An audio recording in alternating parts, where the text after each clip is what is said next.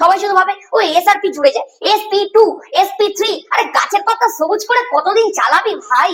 11 সায়েন্সে পড়িস, এবার তো একটুখানি শিখে নে।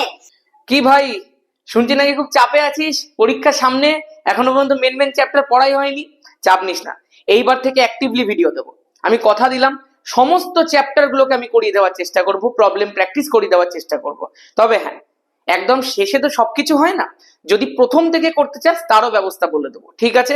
কোনো চিন্তা করবি না, শুধু এইটুকুই বলবো। চল, হ্যালো এন্ড ওয়েলকাম সবাইকে আমার ইউটিউব চ্যানেল অ্যাডভেঞ্চার একাডেমির আরো একটা নতুন ভিডিওতে। আমি তোমাদের মেন্টর সৈকত দাস, আর আজকে ক্লাস 11 এর জন্য 15 মিনিট ধামাকা রিভিশনের সেকেন্ড এপিসোড নিয়ে চলে এসেছি। ফার্স্ট এপিসোডটা অনেকে দেখেছিস, অনেকে দেখিসনি, ইলেকট্রন বিন্যাসের উপর ছিল, অবশ্যই গিয়ে দেখে নে। আজকের যেটা এপিসোড আছে সেটা কিন্তু হাইব্রিডাইজেশনের উপরে, কেমিক্যাল বন্ডিং এর। অনেক ছেলে মেয়ে আমাকে মেসেজ করছে, দাদা কেমিক্যাল বন্ডিং এর ফুল ভিডিও দাও, পরমাণুর গঠনের ফুল ভিডিও দাও। আমি দেবো, কিন্তু আমি আগে দেখতে চাই মাস অডিয়েন্স সেটাকে চাইছে কিনা। বিকজ কোনো একটা জিনিসের উপর টাইম ইনভেস্ট করবো যখন, আমি দেখতে চাই সেই বিষয়টার ডিমান্ড কতটা আছে। তো প্রত্যেকে একটুখানি আমাকে কমেন্ট সেকশনের মধ্যে দেখিয়ে দে যে তোরা কারা কারা চাইছিস ওগুলো, আর কারা কারা ধামাকা প্রবলেম প্র্যাকটিস সেশন চাইছিস ওটাও দেখা। ঠিক আছে, ক্লাস 10রা বলেছিল, মাস অডিয়েন্স দেখিয়েছিল, আমি করে দিয়েছি, শুরু করে দিয়েছি ওদের জন্য। তোদের জন্য 15 মিনিট ধামাকা শুরু করেছি, ওগুলো শুরু করতে আর কি আছে। চল এবার একটুখানি মন দিয়ে দেখ। এই হাইব্রিডাইজেশন ব্যাপারটা অনেকে না বোঝেই না যে কি জিনিস, কেন হয়। সবাই শুধু ভাবে ওই এসআরপি জুড়ে যায়, SP2, SP3, আরে গাছের পাতা সবুজ করে কতদিন চালাবি ভাই? 11 সায়েন্সে পড়িস, এবার তো একটুখানি শিখে নে। দেখ বিষয়টা শোন, ধর তোকে আজকে আমি বললাম, তোরা প্রত্যেকে ছোটবেলা থেকে মিথেন পড়েছিস, CH4 পড়েছিস। আজকে ধর তোকে যদি আমি বলি যে এর মধ্যে কতগুলো এক বন্ধন আছে বলতো, তুই বলবি দাদা মজা করছো এখানে এসে। কেন? তুমি তো জানোই, আমরা এগুলো জানি যে কার্বন হাইড্রোজেনের মাঝে 4খানা এক বন্ধন আছে। নে, চ্যালেঞ্জ করে ফেলেছিস, এবার বলতো এই এক বন্ধনটা কোন কোন অরবিটালের অভিলেপনের ফলে হয়েছে। তখন তুই কিন্তু চাপ খেয়ে যাবি, দাদা এই আবার কি প্রশ্ন করে ফেললে। আমি বললাম এটা শেখার জন্যই হাইব্রিডাইজেশন কনসেপ্টটা জানতে হয়। দেখ একটুখানি মন দিয়ে শোন, আজকে তো তোকে আমি যদি জিজ্ঞাসা করি যে কার্বনের ইলেকট্রন বিন্যাস কত হয়ে যাবে, তাহলে তুই বলবি দাদা 1s2 হবে, 2s2 হবে, 2p2 হবে। সবসময় মনে রাখবি সমস্ত কাজকর্ম সর্বদা এই শেষ কক্ষপথটাকে নিয়ে হয়। তার মানে কার্বনের 2s কে আমি একটুখানি এঁকে নিই এরকম করে, কার্বনের 2p কে আমি এরকম করে এঁকে নিই। তোরা প্রত্যেকে জানিস যে p অরবিটালে 3খানা কক্ষক থাকে, px py pz, তাহলে তার মধ্যে রয়েছে 2খানা ইলেকট্রন। হুন্ডের সূত্র মেনে একটা একটা করে বসিয়ে দিলাম। এইবার একটুখানি মন দিয়ে শোন, এই জায়গাটাই অনেকে জানিস তো প্রথমেই বোঝে না। আমি আগে তোদেরকে এই জায়গাটা বোঝাই। তুই বল, মিথেন গঠনের জন্য কি এই গ্রাউন্ড স্টেটে কাজ হয়ে যাবে? উত্তর হচ্ছে না দাদা, হবে না। তার কারণ আমরা একটা জিনিস শিখেছি, যারা শিখিসনি শুনে নে, number of unpaired electron equal to number of bond. যতগুলো আনপেয়ার্ড ইলেকট্রন থাকবে ততগুলোই বন্ড তৈরি হবে। এখানে কতগুলো বন্ড আছে? 4টে, কিন্তু নাম্বার অফ আনপেয়ার্ড ইলেকট্রন কতগুলো আছে? 2টো। হবে না, সুতরাং এক্সাইটেড স্টেটে নিয়ে যেতে হবে। এই 15 মিনিট ধামাকায় আমি যতটা পারবো বলে দেওয়ার চেষ্টা করব, কিন্তু আমার মনে হয় ফুল ভিডিও আনতেই হবে হাইব্রিডাইজেশনের। তোদের মতামতটা জানাবি। এইবার দেখ, এই যখনই বাইরে থেকে হিট নেবে এই পেয়ার্ড ইলেকট্রনটা এখানটায় চলে যাবে, যার ফলে 4খানা আনপেয়ার্ড ইলেকট্রন তৈরি হবে। তার মানে দাদা যতগুলো বন্ড তৈরি করার ডিমান্ড থাকবে আমাকে ততগুলো আনপেয়ার্ড ইলেকট্রনের ব্যবস্থা করে রাখতে হবে। আমি বললাম একদম, এইটাই কনসেপ্ট। এবার একটুখানি মন দিয়ে শোন, এইবার হয়ে গেল এক্সাইটেড স্টেট।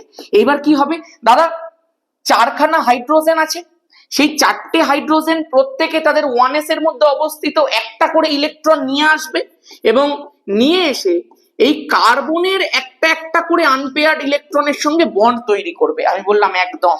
দেখ, 2টো ইলেকট্রন মিলে একটা বন্ড, 2টো ইলেকট্রন একটা বন্ড, 2টো ইলেকট্রন একটা বন্ড, 2টো ইলেকট্রন একটা বন্ড, এইরকম ভাবে বন্ড তৈরি হবে। বুঝতেই পারছিস, একজনের আপস্পিন হবে একজনের ডাউনস্পিন হবে, সেগুলো ব্যাপার নয়। মোদ্দা কথা কি? মোদ্দা কথা এরকম ভাবে বন্ডটা তৈরি করবে।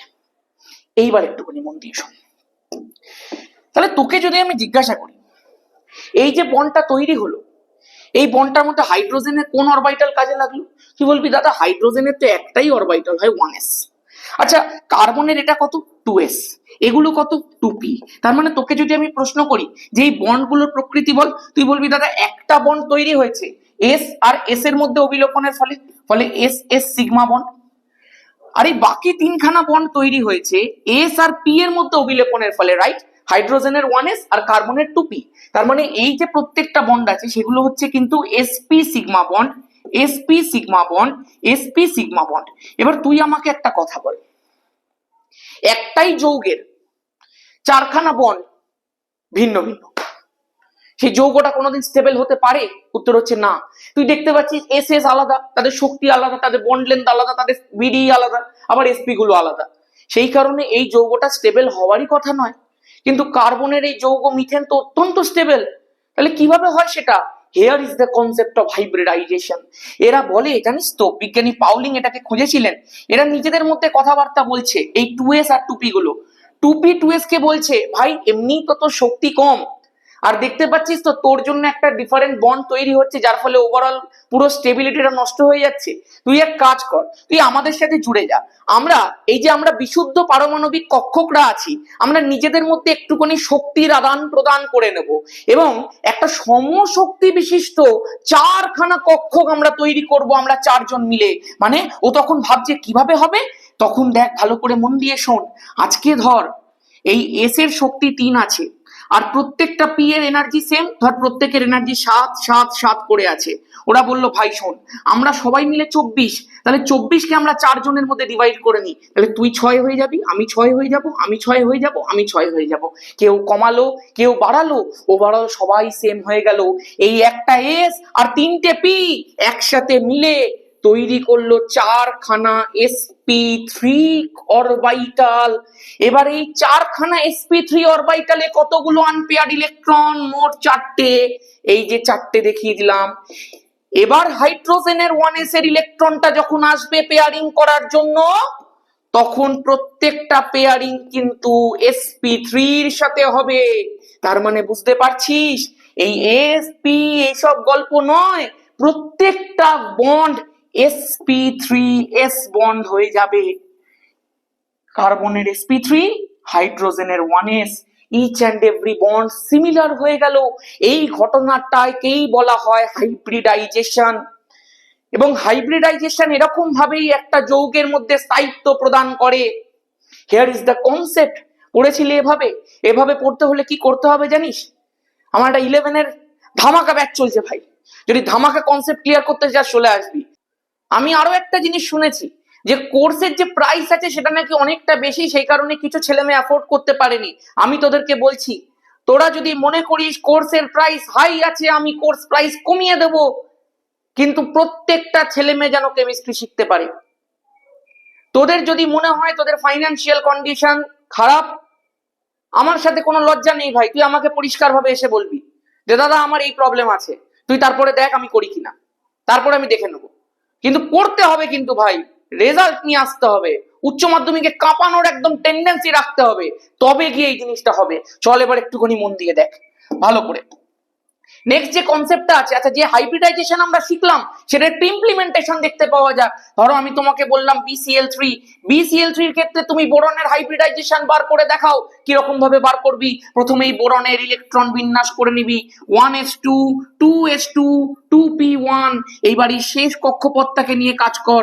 দেখ 2s এর মধ্যে দুটো ইলেকট্রন, 2pর মধ্যে একটা ইলেকট্রন, 2pর মধ্যে 3খানা কক্ষক আছে, একটা ইলেকট্রন আছে। তুই আমায় বল কি করতে হবে এবার? গ্রাউন্ড স্টেটে কাজ হবে? উত্তর হচ্ছে না দাদা, হবে না, কারণ একটা আনপেয়ার্ড ইলেকট্রন মানে একটাই বন্ড। তাহলে তোমাকে 3টে বন্ড বানাতে হলে 3টে আনপেয়ার্ড ইলেকট্রন নিয়ে আসতে হবে। এক্সাইটেড করো, তাহলে কি হয়ে যাবে? এই যে বন্ডটা সেটা, এই যে ইলেকট্রনটা সেটা এখানটায় চলে যাবে, যার ফলে এরকম ভাবে 3খানা আনপেয়ার্ড ইলেকট্রন তৈরি হয়ে গেল। এইবার মন দিয়ে শোন, এই 3টে আনপেয়ার্ড ইলেকট্রনের সঙ্গে ক্লোরিন এসে বন্ড তৈরি করবে। তাহলে এখানে একটা ক্লোরিন একটা বন্ড তৈরি করলো, এখানে একটা ক্লোরিন একটা বন্ড তৈরি করলো, এখানে একটা ক্লোরিন একটা বন্ড তৈরি করলো। তোর মনের মধ্যে প্রশ্ন আসতে পারে, দাদা হাইড্রোজেন তো 1s দিয়ে বন্ড তৈরি করেছিল, ক্লোরিন কি দিয়ে বন্ড তৈরি করবে? আমি বললাম দেখ ভাই, ক্লোরিনের যদি তুই একটু ইলেকট্রন বিন্যাস করিস, তুই দেখতে পাবি নিয়ন কোর হয়ে যায়, তার সাথে 3s2 হয়ে যায়, তার সাথে 3p5 হয়ে যায়। তাহলে তুই একটুখানি ড্র করেই দেখে নে না তো শান্তির জন্য, 3s2 আর 3p5, এই তো হয়ে গেল। দেখ দেখে নে দেখে নে দেখে নে, একটা আনপেয়ার্ড ইলেকট্রন কোথায় পড়ে আছে? 3p এর মধ্যে পড়ে রয়েছে ভাই।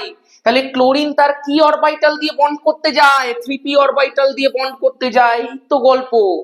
আনপেয়ার্ড ইলেকট্রন মানেই বন্ড করার জন্য রেডি। আর এই যে পেয়ার্ড ইলেকট্রনস গুলো আছে এগুলো কি? এগুলো হচ্ছে ক্লোরিনের 3টে নিঃসঙ্গ ইলেকট্রন জোড় বা লোন পেয়ার। ডিটেলে শিখতে হবে, এগুলো সব শিখিয়েছি আমি। চল এবার একটুখানি মন দিয়ে দেখ। তার মানে এখানটায় যে বন্ডিংটা হলো, হাইব্রিডাইজেশনটা কি হবে? দেখ, একটা এস আর দুটো পি, এইটার মধ্যে ইলেকট্রন নিয়ে এটাকে বাদ দে, তাহলে হাইব্রিডাইজেশনটা কি হয়ে গেল বল? একটা এস দুটো পি মানে sp2। গল্প শেষ, কমপ্লিট।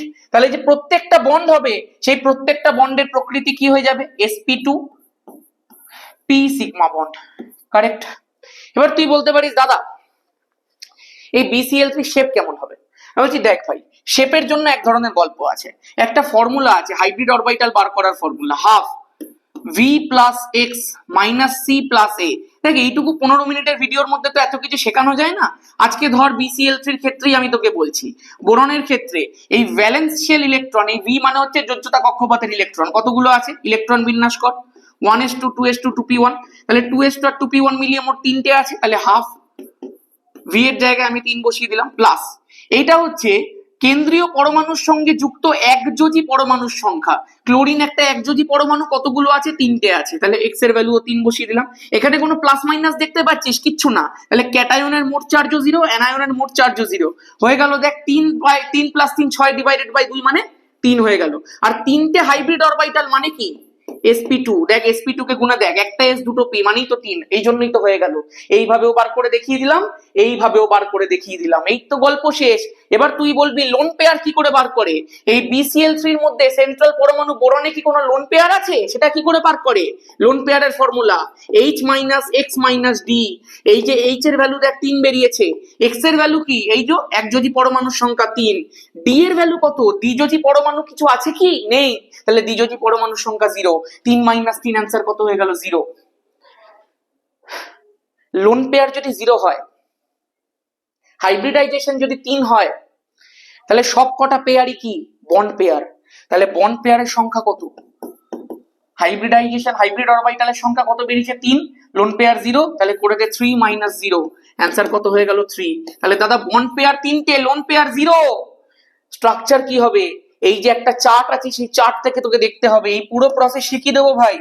দেখ ওভারঅল হাইব্রিড অরবিটালের সংখ্যা 3 বেরিয়েছে, তার মধ্যে বন্ড পেয়ারের সংখ্যা 3টে, লোন পেয়ারের সংখ্যা 0। এই তো দেখ গঠনাকৃতি এরকম, গঠনাকৃতির নাম ত্রিকোণীয় সমতলীয়, এবং হাইব্রিডাইজেশন দেখতে পাচ্ছিস sp2। এইরকম ভাবে চার্ট থেকে দেখতে হয়। তার মানে দাদা BCl3 গঠনাকৃতিটা কি হয়ে গেল? ত্রিকোণীয় সমতলীয়। আমি বললাম একদম, দিস ইজ দ্য প্রসেস, আর কিছু না, এটাই প্রসেস।